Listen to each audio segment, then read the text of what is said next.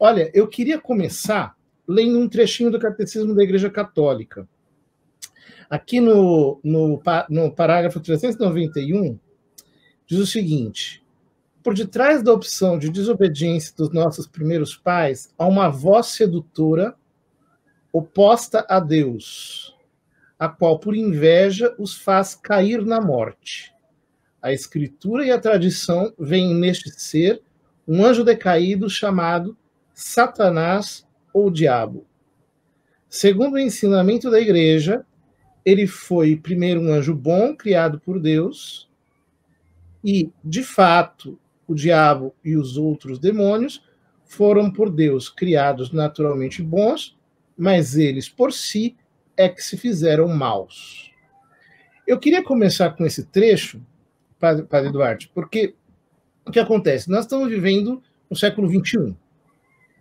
E nós somos teólogos, o senhor sabe melhor do que eu, que desde o século XVIII, XIX, o racionalismo, o cientificismo, o naturalismo, o modernismo, inclusive se valendo da leitura histórico-crítica da Sagrada Escritura, acabaram reduzindo, por assim dizer, o diabo a um mito. Tudo isso veio através do protestantismo liberal, depois penetrou na Igreja Católica, e muitos hoje acreditam nisso, que o demônio não existe e que falar do diabo é uma espécie de discurso obscurantista, de uma coisa que não tem nada a ver mais com os nossos dias, enquanto se a gente lê o Catecismo da Igreja Católica, a gente pode dizer com muita simplicidade: quem não crê no diabo é um herege. Porém, isso não é apenas uma questão de doutrina, é uma questão de realidade, como tudo na Igreja Católica. Não é uma teoria, é uma realidade. O diabo é um ser real. Como o título dessa live é O Diabo Existe?, eu queria começar com essa pequena provocação. O senhor que está lidando com pessoas oprimidas, pode dizer com certeza, o diabo existe? Com certeza. Basta ir num exorcismo e se dissolvem todas as dúvidas. E se confirma todo o dado ensinado pelo magistério desde o início, né? Isso confirma a verdade dos evangelhos.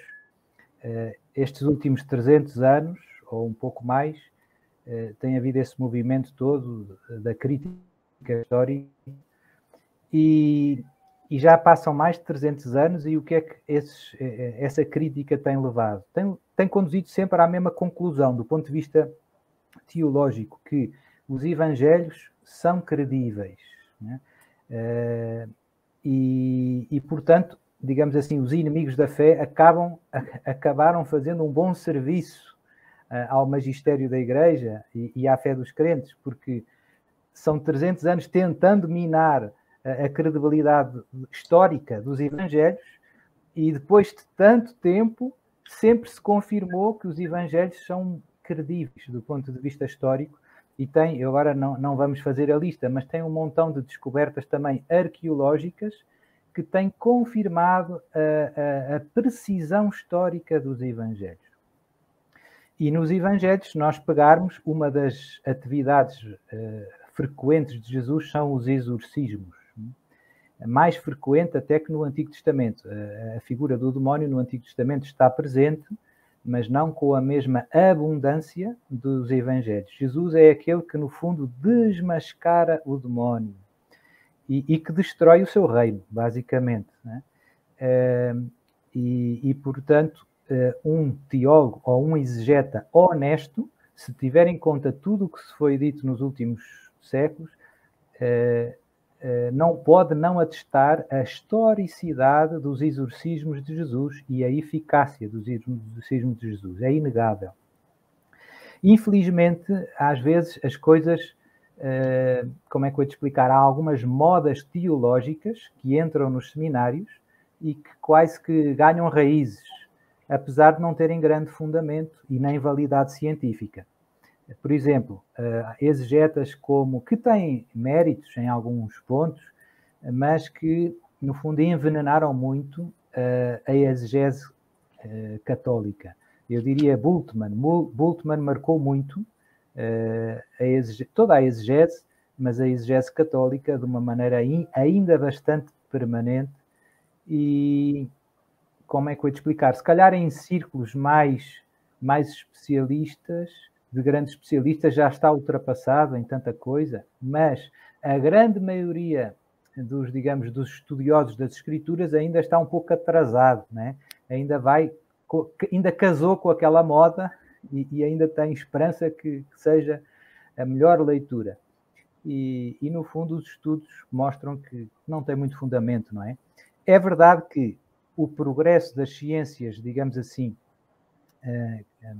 empíricas, que seguem um método experimental, tiveram grandes progressos nos últimos séculos.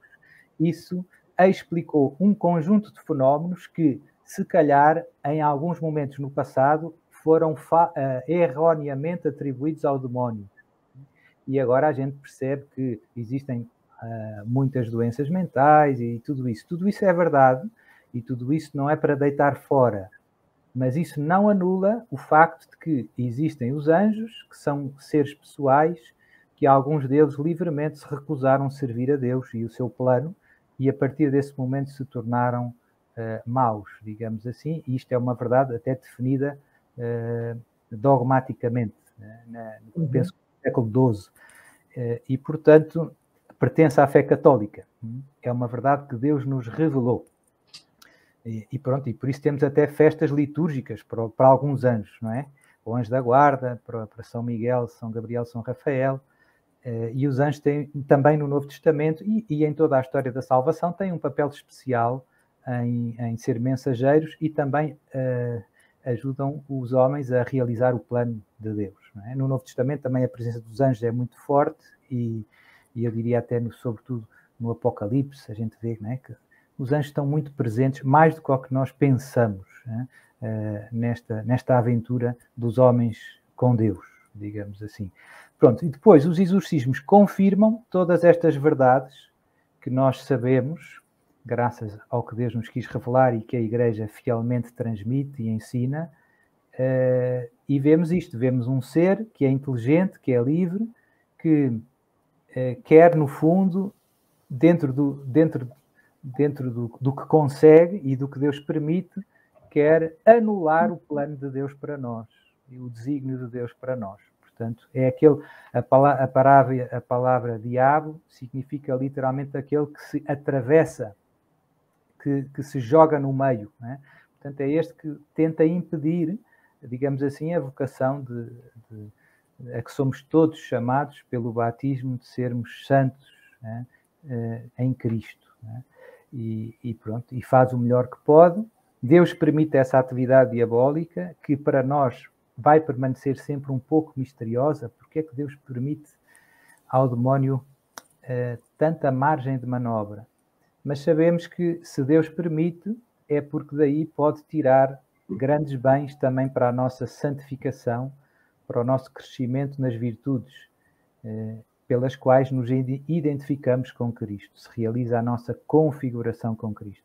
Portanto, é uma luta espiritual, é perigoso, mas pode ser muito benéfico, né?